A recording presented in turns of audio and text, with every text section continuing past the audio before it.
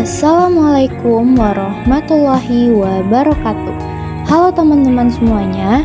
Baiklah, pada saat ini kita akan membahas sistem tenaga listrik. Pada saat ini kita akan membahas bagaimana cara listrik tersebut bisa sampai ke rumah kita masing-masing. Selamat menyaksikan.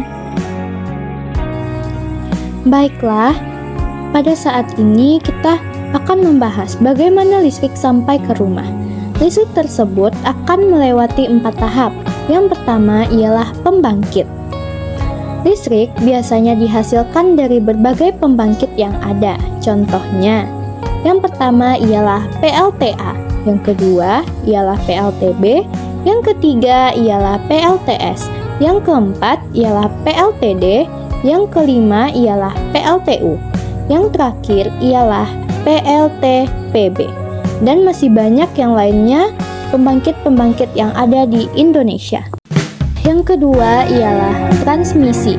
Transmisi adalah proses di mana listrik dari pembangkit dinaikkan tegangannya menggunakan step up agar listrik bisa disalurkan dengan baik walaupun jarak jauh melalui jaringan transmisi. Yang ketiga ialah distribusi. Distribusi adalah proses di mana setelah melalui jaringan transmisi, listrik akan sampai di wilayah kota ataupun kabupaten. Lalu listrik diturunkan tegangannya dengan transformator step down, maka listrik akan dialirkan ke gardu distribusi. Baiklah, yang keempat ialah rumah. Dari gardu, biasanya listrik akan dialirkan ke rumah-rumah masyarakat melalui jaringan listrik PLN, dan sebelum masuk akan melalui pengecekan kWh meter untuk mengukur pemakaian. Baiklah, selanjutnya ialah bagan. Pada saat ini aku mengambil bagan PLTB. Yang pertama ialah pembangkit. Pembangkit berupa kincir angin. Dari kincir angin tersebut menghasilkan listrik, lalu dialirkan ke step up. Selanjutnya, dari step up itu akan dialirkan ke SUTET ataupun SUTT berupa transmisi. Dari transmisi tersebut dialirkan ke step down, lalu dari step down dialirkan ke distribusi berupa trafo. Dari trafo itulah listrik akan dialirkan ke rumah-rumah warga. Baiklah, selanjutnya aku akan menjelaskan tentang pembangkit listrik. Pembangkit listrik adalah instalasi atau tempat yang berfungsi menghasilkan energi listrik dari sumber energi lainnya. Biasanya, energi yang masuk berupa energi kimia, energi mekanik, energi panas bumi, dan lain-lainnya. Di sini kita bisa mengambil PLTB, yaitu tenaga bayu atau angin.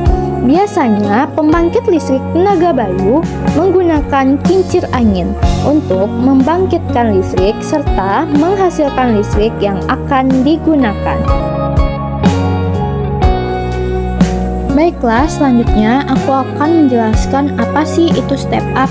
Step up adalah transformator yang berfungsi menaikkan tegangan listrik dari rendah ke lebih tinggi, sementara arusnya turun. Fungsinya yaitu menaikkan tegangan listrik agar bisa ditransmisikan jarak jauh.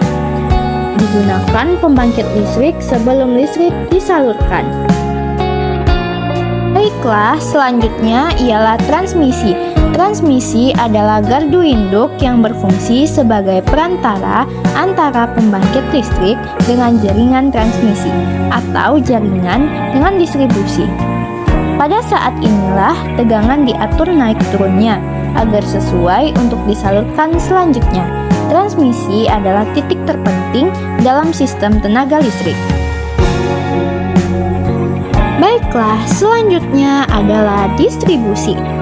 Distribusi yaitu gardu listrik yang berfungsi menurunkan tegangan dari jaringan transmisi ke tegangan yang lebih rendah, sehingga bisa disalurkan ke rumah, kantor, industri, sekolah, dan lain-lainnya. Biasanya, transmisi masih bertegangan tinggi, sekitar 150 km volt sampai 500 km volt. Maka, pada distribusi ini sudah menurunkan tegangan menengah menjadi 20 km volt atau 220 hingga 380 volt. Baiklah, yang terakhir adalah rumah. Rumah adalah titik terakhir dari aliran distribusi listrik setelah melalui pembangkit, transmisi, gardu induk, gardu distribusi, dan akhirnya masuk ke rumah untuk digunakan dalam kehidupan sehari-hari. Setelah listrik sampai ke rumah, kita bisa menggunakan listrik untuk menghidupkan lampu, menghidupkan kulkas, menghidupkan TV, ngecas HP, dan lain-lainnya. Pada listrik rumah memiliki komponen penting. Yang pertama ialah MCB, berfungsi sebagai pelindung dari arus berlebih. Yang kedua adalah kabel instalasi, yang berfungsi sebagai pengantar listrik ke ruangan. Yang ketiga adalah KWH meter, sebagai menghitung pemakaian listrik. Oke teman-teman semuanya, mungkin hanya segitu yang dapat aku sampaikan pada materi kali ini. Sampai jumpa di materi selanjutnya. Apabila ada kekurangan, mohon dimaafkan.